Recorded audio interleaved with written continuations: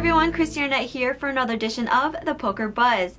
Today we're going to talk to Dennis Phillips, who went deep for the second year in a row in the World Series of Poker main event. He was recently featured at the TV table on ESPN. We've got him on the phone. Hi Dennis, how are you?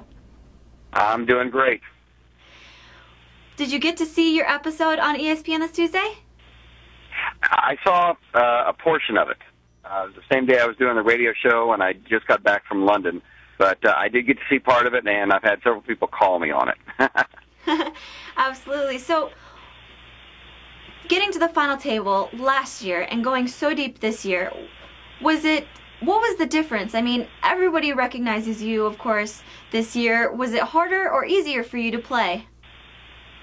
This year was actually harder, especially on like day one and day two.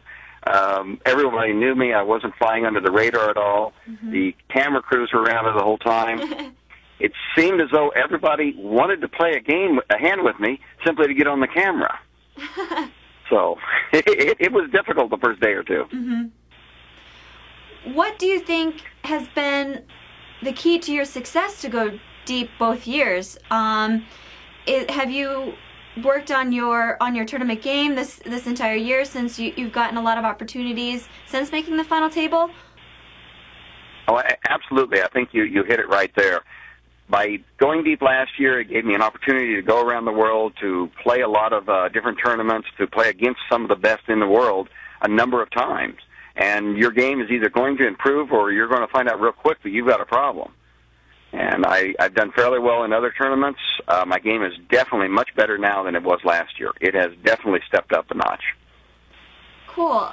One hand I wanted to ask you about, there's been a lot of talk about the hand that you played against Tai Tran when you had ace-5 of spades and he had ace-4 of hearts. Now, when he raised, it seemed like he was a very active player. Is that why you called in position with the ace-5? Absolutely. He was a little more aggressive at the table. I knew I had position on him. Depending on what the flop was, I thought I could steal a pot at that time, actually. Okay. Now, when the flop came ace-2-3 and he checked to you, what's kind of going through your mind and your decision to go ahead and make that bet into him? Well, actually, at that stage, I didn't think he had the ace, and I thought I could actually trap him, that he'd make a bet. He was an aggressive player. He's a good player. That's just his style. And I wanted to get a little more money in the pot.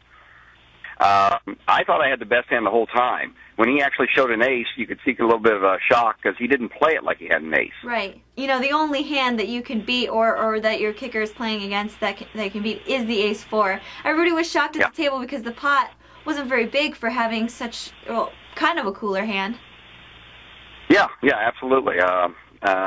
We both were, but we were deep in the tournament. I think we had a little mutual respect on it. We weren't trying to go nuts out there. Mm-hmm. But I think either one of us could have stolen it from the other one with being a little more aggressive. Right.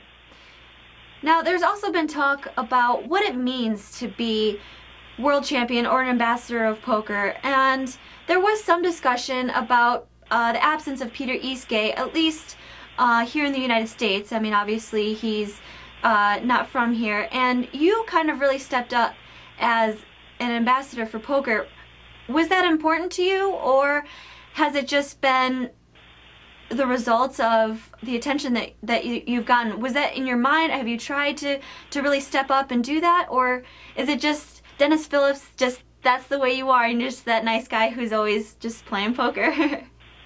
Well, I think that was a lot of it to begin with. I really didn't set out to be some ambassador or anything.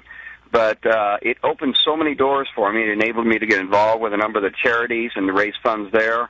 It seemed like nobody else at the final table last year wanted that role. Mm-hmm. So just kind of by default, I got thrown into it. And I don't mind it. Mm-hmm. I like the game of poker. I love talking about it. I love promoting it because I think it's such a great game. It's so much fun. Mm-hmm. Every time you sit at a table, you have a chance to make 8 or 9 new friends. My gosh. Absolutely. Now, you also got to speak with the November 9 just after the final table. What kind of advice did you give them about what they were to expect in the next few months? Well, I tried to tell them what my experiences were during that time, that You have a little bit of a lull right afterwards, but then it just starts building momentum, and by the time you go back here in November, it just gets very, very hectic. To use that first 4 or 6 weeks to get everything in order, to talk to your friends, to try to figure out what you're going to do in November, and go back and talk to a lawyer, to talk to an accountant, just basic stuff like that. And then I gave him my phone number. I said, if any of you guys got questions for the next 3 months, feel free to give me a call. I'll try to help you through it. And I've had talks with 5 of them now since then. They've had questions or something. That's incredible. And you've been such a great representative for the game of poker, and it's always a pleasure to talk to you. Thank you so much, Dennis. Oh, I enjoy it. Anytime. Give me a call anytime.